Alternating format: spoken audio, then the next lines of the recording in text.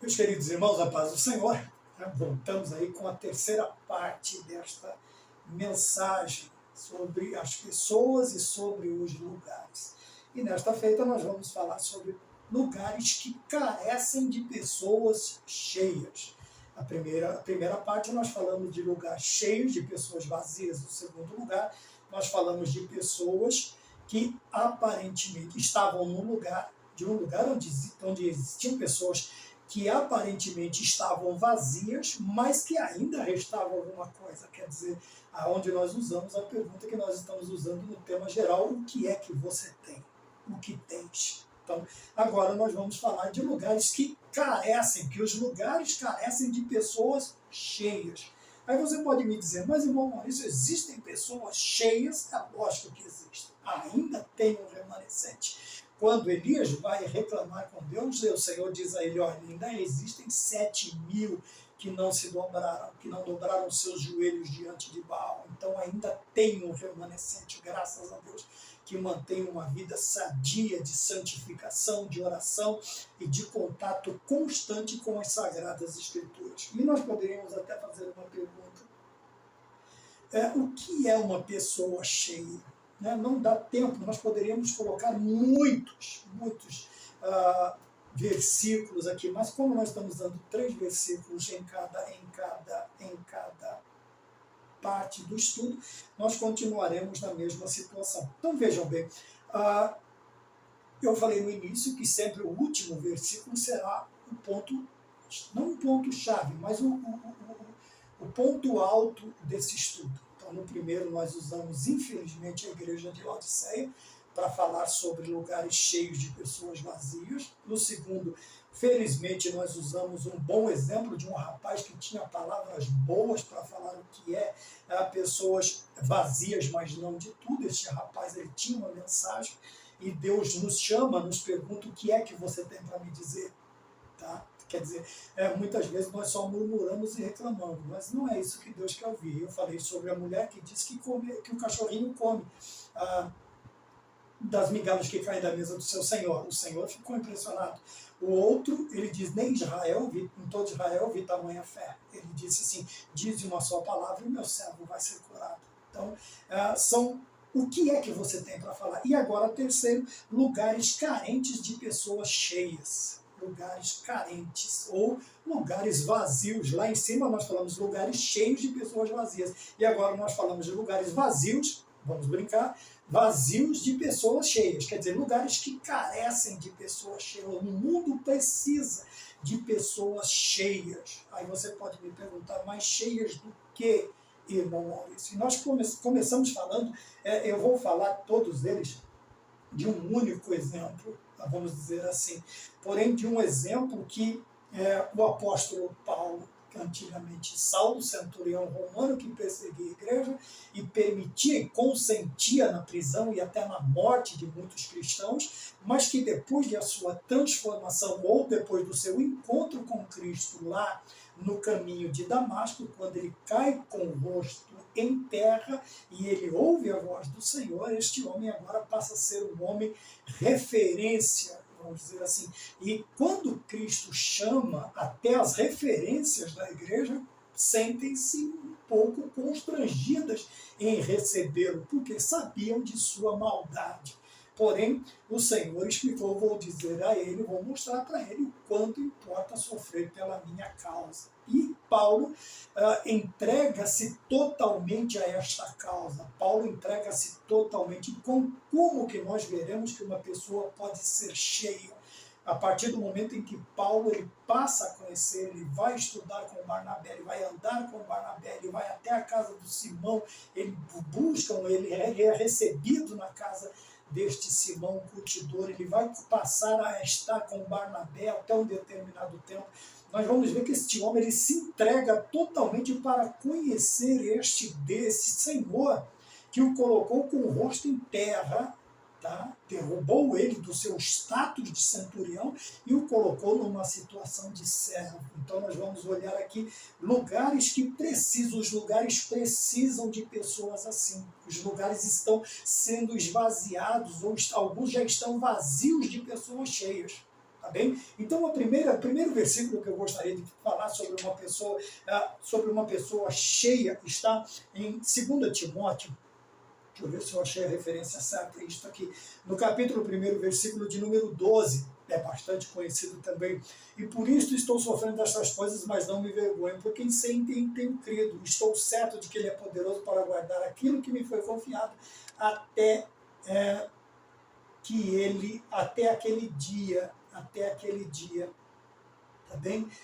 Deixa eu usar uma outra, porque as pessoas estão acostumadas a uma versão, e quando eles ouvem outra, eles ficam assim. Então fica mais ou menos assim: por cuja causa padeço também isto. Isto que Paulo agora está preso, está numa situação difícil, está numa situação complicada, mas ele não se envergonha. Por que ele não se envergonha? Porque eu sei em quem tenho crido. Veja, a confiança de Paulo era tão grande, então pessoas cheias de confiança, de esperança na pessoa e nas promessas do bendito Senhor Jesus Cristo. Então nós estamos carecendo de pessoas que estejam em determinadas situações que ele diz: olha, não me envergonha. Em outro lugar ele diz: eu não me envergonho do Evangelho de Cristo. Depois ele fala: não me envergonho das minhas cadeias. Eu não me envergonho de nada disso. Isso para mim não é vergonha. Isto para mim é uma honra, é um privilégio passar por todas estas coisas, porque eu sei em quem tenho crido. Veja, ele sabe em quem ele acreditou, ele sabe quem ele aceitou como seu Salvador e Senhor. Ele sabe para quem ele entregou a sua vida. Ele diz: além de saber, eu estou certo. Eu estou confiante de que ele é poderoso para guardar o meu depósito até aquele dia. Que depósito? Paulo simplesmente, vamos resumir, Paulo depositou a sua vida nas mãos do Senhor. Ele depositou a sua vida aos pés do Senhor. E ele sabe que, independente da circunstância que ele se encontra agora, ele diz assim: nem tenho vergonha e nem tenho medo. Não estou preocupado, porque eu sei quem tem crido. Veja, as pessoas cheias, elas não estão preocupadas com as circunstâncias, porque ele sabe, nós veremos isso no decorrer aí do novo trimestre, ele sabe que o Deus que nós servimos é um Deus que pode todas as coisas, e independe de circunstâncias, de situações, seja de pessoas, seja do tempo, seja disso, seja daquilo, independe o seu poder, independe das circunstâncias. Ele pode fazer o que ele quer, ele faz o que ele quer, poderoso e forte até o infinito, né, diz um hino, poderoso e forte até o infinito. Então Deus, veja que ele não vai fazer único e exclusivamente só para demonstrar que ele é o Todo-Poderoso, não. Veja que tudo que Deus faz, ele tem o quê? Um propósito. E o propósito aqui é a vida de Paulo. E o propósito da vida de Paulo é o quê? Entregar-se totalmente a Deus e não se preocupar com as situações. Não me envergonho, porque eu sei em quem tenho crido. Então veja bem, Paulo, a sua função, a partir do momento em que Paulo entrega a sua vida a Jesus Cristo, ele simplesmente se esquece. Ele sabe que ele tem que buscar primeiramente o reino de Deus e a sua justiça, e tudo mais que ele precisar vai ser acrescentado à sua vida. Então veja, os lugares estão vazios de pessoas cheias do quê? De orgulho, de jactância, como a igreja de Laodiceia? Não, de pessoas que não se envergonham, nem das situações em que estão por causa de Cristo, e nem por causa das situações que eles se encontram por causa ou por amor a Cristo. Veja, estou certo, eu sei bem em quem tenho crido. A pessoa cheia, ela tem certeza que a sua vida está agora nas mãos de Deus. E essas pessoas não se preocupam com circunstâncias, pelo contrário, ele será um motivador, um incentivador onde ele estiver, para acrescentar fé, para motivar fé, para avivar a fé dos demais. E não para entristecer e colocar as pessoas mais para baixo. Então, existem lugares que carecem de pessoas cheias, primeiro, cheias desta convicção do apóstolo Paulo, quando ele está falando com seu filho na fé, Timóteo, né? Em 2 Timóteo capítulo 1, na segunda carta, segunda carta que Paulo escreve a Timóteo, ele diz para ele: olha, fique tranquilo, porque eu não me envergonho dessa situação. Fique tranquilo, você aí, porque eu estou tranquilo aqui e confiante em Deus. Veja que isto, talvez Timóteo tenha escrito ou enviado alguém para confortar Paulo. Paulo devolve, confortando, dizendo para os outros, olha, fiquem tranquilos, porque eu não me vergonho e estou certo. Quantas vezes nós vemos essa situação que nós vamos até uma determinada pessoa achando que vamos confortá-la e saímos de lá muito mais crentes do que entramos, porque a sua convicção é tal e a sua situação às vezes é tão desesperadora que nós saímos de lá muito mais crentes, por pensar como pode numa situação dessa uma pessoa pensar desse jeito. Por quê? Porque a primeira coisa, essa pessoa está cheia de Deus, cheia da palavra de Deus, cheia da presença de Cristo, cheio da presença do Espírito Santo de Deus em sua vida. 2, vamos para a carta que Paulo escreveu aos Romanos, né, para falarmos sobre lugares que carecem de pessoas cheias, capítulo 8 e o versículo de número 18. Tá bem? Como eu disse lá no início, eu fui procurando os versículos mais fáceis, mais conhecidos, para que entendamos melhor, para que possamos nos contextualizar com a mensagem, tá bom? Com aquilo que Deus colocou em nosso coração para dizer a cada um de vocês. Mas você só usa... Eu tenho um amigo que sempre diz assim, quem segue a Cristo não erra. Quer dizer, se você andar pelo caminho que você conhece, você não vai se perder. Por isso, os textos mais simples, mais fáceis. Então, lugares vazios de pessoas que... Veja, Paulo, no versículo 18 do capítulo 8 de Romanos, ele diz assim, porque para mim tenho por certo. Veja, de novo, ele está tão cheio, ele está tão pleno, ele está transbordando da presença de Deus, que novamente ele usa a palavra, eu tenho por certo. Certo o quê? Que as aflições desse tempo presente não são para comparar com a glória que em nós há de ser revelada. Então veja, outra grande certeza. É saber que, por mais que nós soframos aqui, por mais adversidade que passemos aqui, nós não podemos sequer compará-las. Sequer comparar, quanto mais igualar à glória que há de ser revelada em nós naquele dia. E que dia vai ser este? O dia em que não haverá mais dor, não haverá mais pranto, não haverá mais morte, não haverá mais lágrimas, não haverá... E isto independente se Cristo me chamar primeiro ou se nós formos todos arrebatados. E depois os crentes que morreram na esperança, tanto no Novo quanto no Antigo Testamento, ressuscitarem na primeira ressurreição. Então veja bem, o mundo está carecendo de pessoas cheias. Veja que Paulo, ele diz assim, olha, não é nem para comparar. E, num determinado momento, Paulo ele diz assim, me permita ser jactancioso, me permita ser... Aí ele começa a expor, vocês já foram presos? Eu muitas vezes mais. Vocês sofreram naufrágio? Eu muitas vezes mais. Vocês foram chicoteados? Eu muito mais do que vocês. Então veja que Paulo, num determinado momento, ele fala de um homem que vai até o terceiro céu. Mas olha que coisa interessante.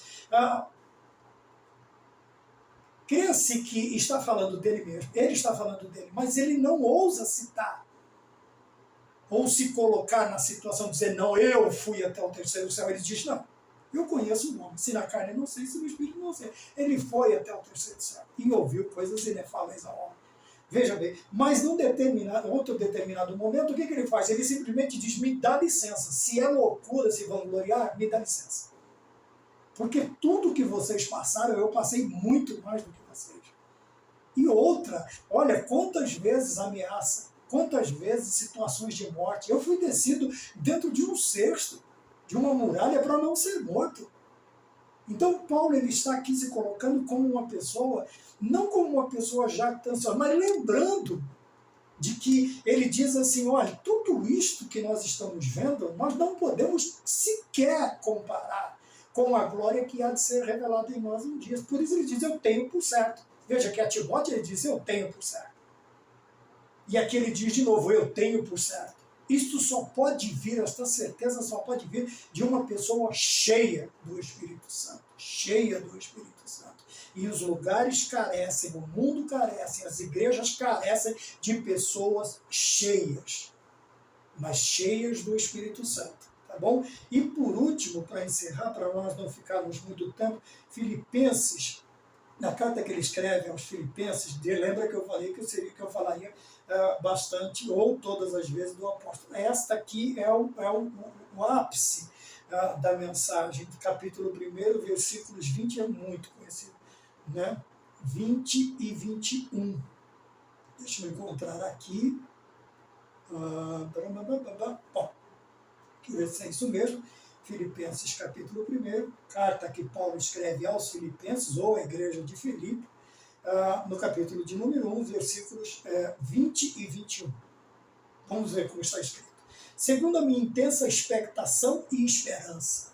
Veja, expectação e esperança. Não é ansiedade, é expectação, uma expectativa e esperança de que em nada serei confundido. O salmista ora, Senhor, não me deixe confundido na minha esperança. Olha que coisa interessante. Por quê? Porque Paulo espera, Paulo está aguardando, Paulo está na expectação, na expectativa de que algo aconteça com ele. Ele diz assim, eu sei que eu não vou ser confundido, que eu não serei envergonhado, que eu não serei, que tudo aquilo que eu espero, eu não vou ficar com cara de tonto no final. Por quê? Veja, antes, com toda a confiança, Cristo será tanto agora como sempre engrandecido no meu corpo, seja pela morte, seja pela vida, porque para mim o viver é Cristo e o morrer é ganho, ou morrer é lucro. Uma pessoa cheia, o mundo carece, a igreja carece de pessoas cheias. Veja que Paulo ele fala de uma situação, e olha, ele vai ao extremo, Cristo vai ser glorificado. Veja, ele diz aqui, Cristo vai ser engrandecido no meu corpo, seja pela morte, seja pela vida. Por quê? Para mim o viver é Cristo e o morrer é ganho. Veja que Paulo, uma pessoa cheia do Espírito Santo, ele não tem a sua vida como preciosa. Pelo contrário, ainda que ele seja, né, como está escrito no Apocalipse, se eu não me engano, 3:20, ou 3:10, não me lembro mais, procurei. Ele diz assim, ainda que ele seja o quê? Ser fiel até a morte. Ser fiel até a morte. Eu já expliquei e vou falar de novo porque é interessante aqui também. Veja que ele não está falando de longevidade, ser fiel até a morte. Ele está dizendo, seja fiel, ainda que ele seja necessário passar pelo martírio, ainda que você precise morrer. E Paulo tem isso em mente, gravado de forma indelével no seu coração, que Cristo seria engrandecido, seja pela sua vida, seja pela sua morte. Porque o viver para Paulo era quem? Era Cristo. Não era outra. Paulo não tinha outra pretensão no mundo, a não ser expor, demonstrar Cristo. Ele fala isso aos Coríntios, ele diz, sede meus imitadores como eu sou de Cristo. Paulo procurou ser o mais parecido possível com Cristo. Sede meus imitadores, porque eu sou o imitador de Cristo. Então veja que o apóstolo Paulo ele está tão cheio, e o mundo carece de pessoas que não queiram mostrar quem eles são, mas eles queiram mostrar quem Cristo é em suas vidas. Pessoas que estejam dispostas a demonstrar, a mostrar quem é Cristo em suas vidas. E ele diz, porque o viver e o morrer é lucro, quer dizer, ainda que seja necessário morrer, e ele morreu decapitado, por ordem de Nero, Paulo vai ser decapitado. E ele diz assim, e lá no Apocalipse está escrito, ainda que ele seja necessário, ou ser fiel até a morte. E Paulo foi fiel até ele colocar a cabeça, o pescoço naquele tronco, e o soldado decepar a sua cabeça. Então o mundo carece, as igrejas carecem de pessoas cheias. Então eu quero chamar esse ponto de lugares vazios de pessoas cheias, ou lugares carentes de pessoas cheias. É só para combinar os nomes, é só para combinar os temas. E aí, como é que nós vamos fazer? Vamos confiar em Deus, vamos crer em Deus, vamos nos encher do Espírito Santo a tal ponto de nós chegarmos a um momento e dizer, para mim o viver é Cristo e o morrer é lucro, eu não me importo. Contanto que Cristo seja, no versículo 5, vamos voltar, conquanto que Cristo, tanto agora como sempre, seja engrandecido no meu corpo, seja pela vida, seja pela morte. Quer dizer, a minha vida, ou não a vida, ou a não vida, ela vai fazer o que? Ela tem que engrandecer a Cristo. Cristo, ela tem que louvar a Cristo. São vidas que glorificam a Deus no seu dia a dia. E nós carecemos, a igreja carece, o mundo carece de crentes cheios. E o crente cheio, ele não está preocupado, porque ele sabe que o seu depósito está guardado em Deus e ele é fiel. O crente cheio, ele não se aflige, ele não compara as aflições deste tempo presente com a glória que há de ser revelada em nós. E por último, o crente cheio, eles falam assim: para mim o viver é Cristo e o morrer é lucro. Mas, irmão Maurício, então eu tenho que procurar isto? Não. Tenho que viver, ainda que seja necessário que isso aconteça comigo, mas eu tenho que viver de uma maneira que, se este momento chegar, Cristo seja glorificado na minha vida, porque eu sou um crente cheio. Eu sou uma pessoa cheia e vou fazer a diferença em lugares que precisam de pessoas assim. Amém? Então, que Deus nos abençoe. Eu passo o dia aqui, né, de férias dentro de casa e meditando na palavra, e escrevendo, e eu gosto de expor aquilo que Deus coloca no meu coração. Então, que eu e você sejamos acrescentados de fé por estas mensagens. Que Deus te abençoe e continue nos acompanhando. Se você ainda não é inscrito no canal Falando EBD, se inscreva. Nós temos escola dominical, vamos começar o novo trimestre. Que Deus nos abençoe em Cristo Jesus. Amém.